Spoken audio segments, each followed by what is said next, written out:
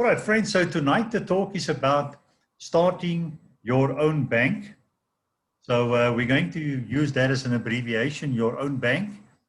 Now, the nature of a bank is what they call a cooperative financial institution. And there are three types of banks in South Africa. And when you hear the word bank, the picture that conjures up in your mind is maybe a brick and mortar building, maybe somewhere in a shopping center with a ATM on the outside.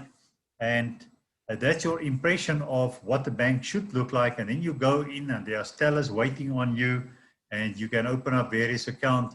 But it's also a bit of an intimidating experience, especially if you want to try and borrow from the bank. You really feel out of your depth in most cases.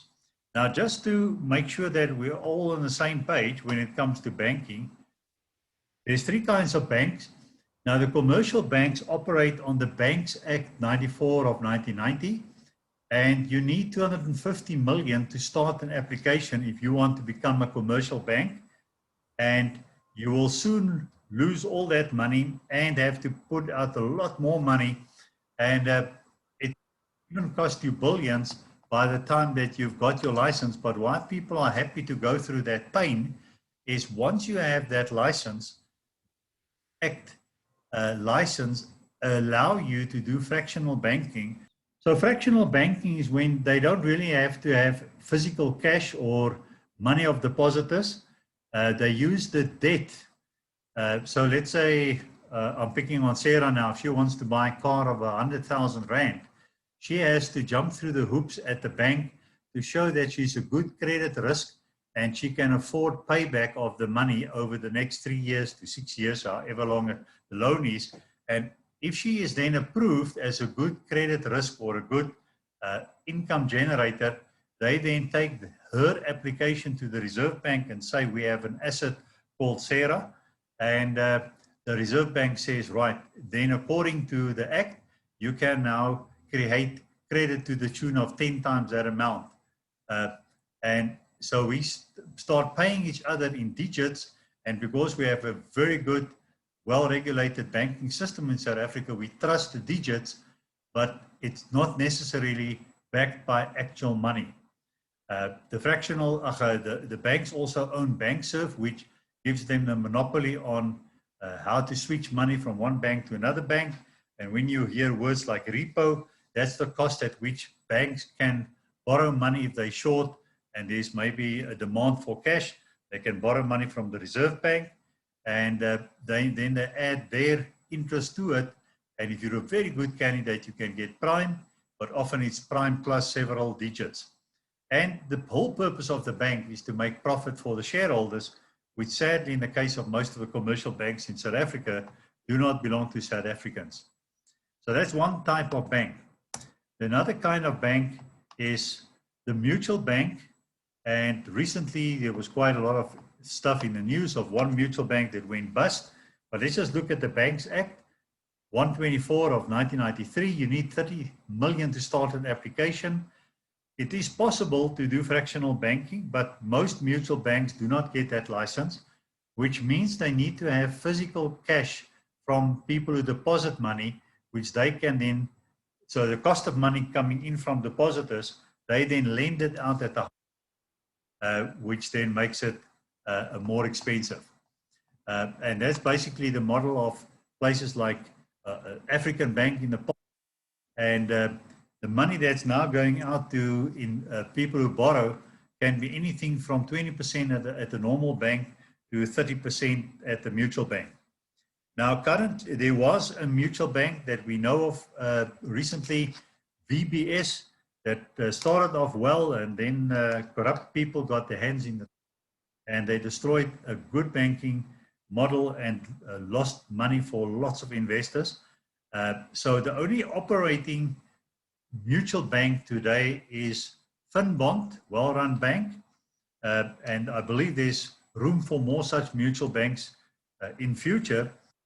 They will have to be in a niche market, maybe like housing, and many years, very good bank in that space called Sambo National, and they quickly market of housing so much banks eventually had to take them out.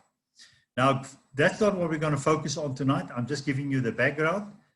The good news is in 2007, we then became the last entity in the world. When I say we, I'm talking about South Africa, to put the Banks Act in place, the Cooperative Banks Act, and it was signed into law in 2007, which allows communities to operate their own kind of banking, and it's looked on as a third level bank, which are limited in what they can do, and the bank must have an account, a pool account with a commercial bank, which then gives them access to the switching mechanism through BankServe. But then as a cooperative bank, they can come up with their own financial products and rules on what the members can have or not. Now, the law basically says if you have 100,000 share capital, then you can start your application. You must also have 200 active participants, and you must have a common bond, and that's the critical thing. Now, what is a common bond? It basically says what makes you a community.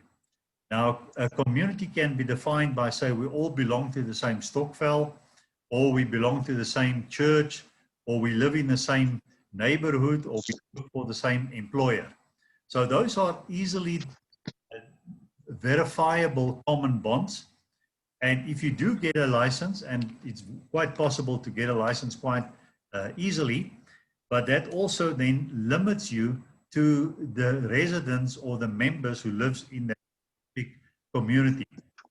But if you want to have a national common bond, it becomes more tricky. And now you need to have a reason why you have a common bond with people in various towns and cities around South Africa. So of all the thousands of entities who have started this process in 2007, there are currently only 28 registered CFIs, of which only 3 has a national license. Now, the good news is GIG, for those of you members of GIG, is one of those national licenses, and we're quite proud of that. And the reason why we got it is that our proven common bond is ongoing financial literacy training for its members. The bank cannot do fractional banking, so we must have real money in order to make real loans to people. It's membership benefit driven, not like the mutual bank and commercial bank is profit driven only for the shareholders. So the way it works, every member, in order to participate in the bank, must be a shareholder. So we basically, it's compulsory for every person to have at least one share of 100 Rand. And if you then leave, you can get your 100 Rand back. But that makes you a member. So whether one member has got 1 million shares or another member 1 share, it gives you equal voting rights when it comes to the AGM, 1 vote per member. So that's just the outline of the types of banks in South Africa. So tonight, I hope that all of you here have got lots of influence in your community to tell people how they can become their own community bank. So what we're going to look at next is then, what does it take to become a CFI? Now, the structure of a CFI, that's the circle, you're your own bank, has a board. It's owned by the members, and it has a board of 9 people, and 3 of the people must go off every year, and 3 new ones are elected for a term of 3 years. And then the board members are supported by committees. And there are 4 committees that's compulsory. You can have as many committees as you want, but the law prescribes 4: management, credit, audit, and training. And management, each of these committees must have a minimum of 3 people.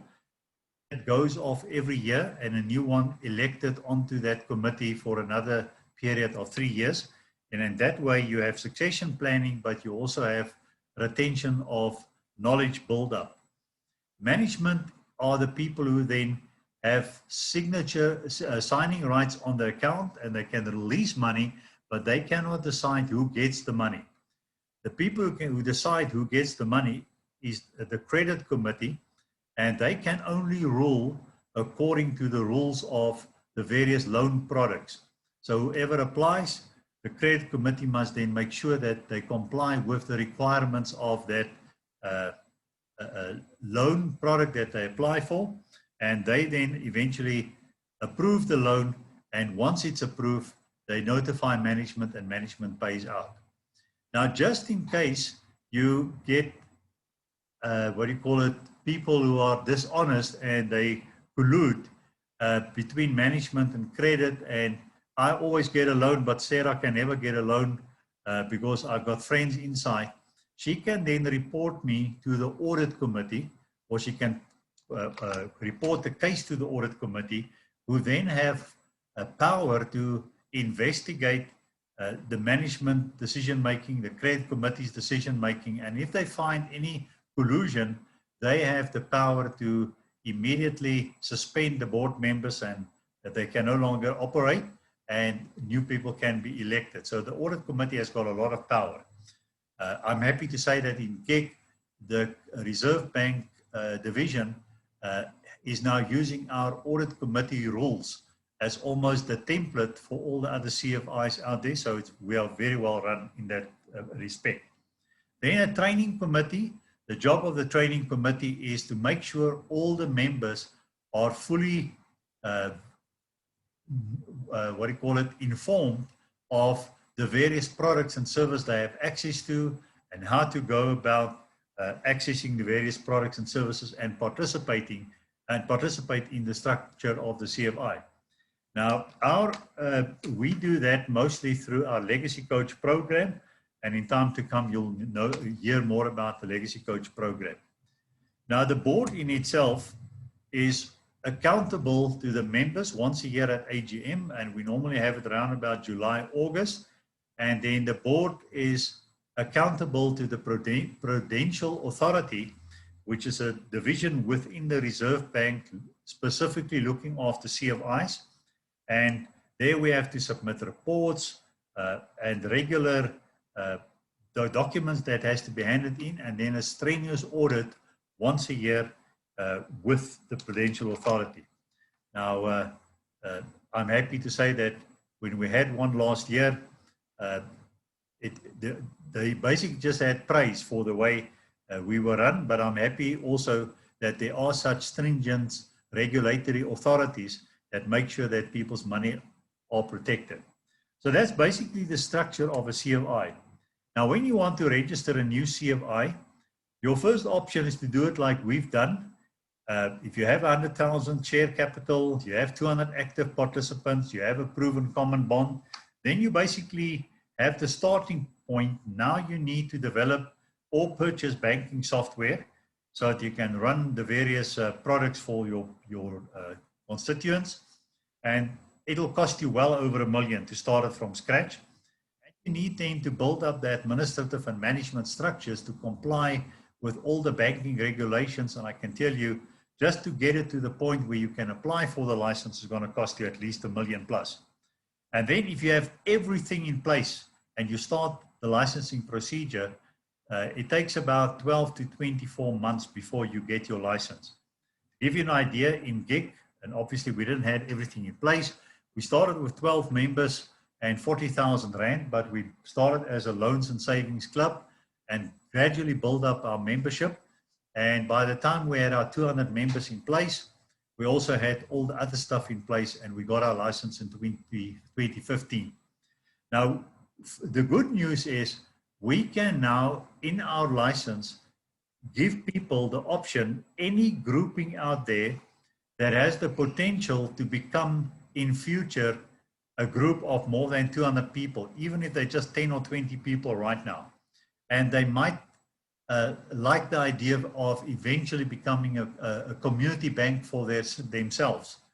They can now make use of the GEC incubation program, where with a once-off 250 Rand, they register as a legal entity. So we then take the name of that entity. Let me give you an example. I'm also involved with the Community Chamber of Commerce, and they brought out a membership program last year. And included in that membership program is then GIG membership. So we registered CCC, the Community Chamber of Commerce, as a legal entity. And any member who now come into the chamber is automatically then a member of GIG and has benefit to all the products. And for that service that GIG then does for that legal entity, the legal entity pays 60 Rand per month. And then we have complete track record of the people as they come in. Now, to grow your membership as a legal entity, we allow 3 phases of growth. I'll come to that just now.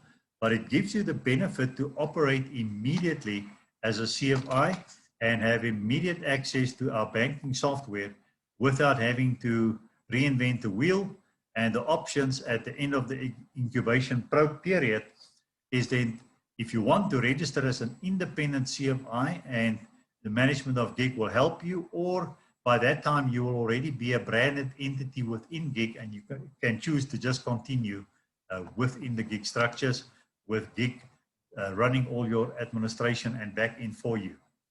Now, the proposed incubation program through GIG Trust and the CFI consists out of 3 phases. So phase 1 is if you are less than 100 members. So it doesn't matter how many members you have, but if you have the vision to one day become a bank yourself, you could start your legal entity and bring in people. So from 1 to 100, you will then have full access to the existing GIG CFI products and benefits, which amongst others include all the stuff we do tonight. But so some of the products, just to run through it again, is that you can get, I call it the normal financial products, lump sum savings, where you can bring a lump sum for a fixed period of 6 or 12 or 24 months. And then you get above market interest rates on your money, but your capital and interest is then guaranteed. And after 6 or 12 or 24 months, it's paid off or paid back. Then we have what we call a 32-day call account, and that's designed for your own personal projects like saving for Christmas gifts or school fees or a project, a family project. And while there's money in the account, it earns interest at above market interest rates. But whenever you need it, you just need to notify back office through an email with a 32-day notice, and it's paid out into your bank account. So those are our normal financial products. Then we have sophisticated products. I mentioned earlier, we encourage people to have an investor account. The first 2,000 Rand doesn't earn you interest, but beyond that, it earns you interest. But that is not the purpose of the investor account. It's just a holding account which announces you as a member of the investor club. And then we have a team of specialists who constantly look at business projects and property projects. And if they find something that is feasible and doable and can be accessed by our members, it's then brought to the club members' attention, the Investors Club members' attention, and they can then choose to participate or not. One such project that we started late last year in August is our cattle feed lot project. So we came across a company that already had a track record of 3 years of investing in cattle, buying calves, fatten them at a professional feedlot, then slaughter them for their meat, sell the meat, and reinvest the money for another cycle. So people then invest, and they have 6 annual intakes. So every 2 months there's a money intake, and you can come in for as little as 500 Rand, but your money is then tied up for 12 months. You can't access your money during that 12 months. And then at the end of 12 months, you then get your capital back, plus you share in the growth. And what this company has achieved, what that impressed us, is they achieved an average growth over the last 3 years on the money, averaging between 10 and 15% per annum. So if you want to know more about it, we can discuss it in the discussion session. And then the one that really has me excited, and I believe we're going to see more and more good stories developing out around this, is the loan link share product. It's our interest-free loan product. Members, that's a default account that every member gets. Every extra money that you put in this account starts to accumulate.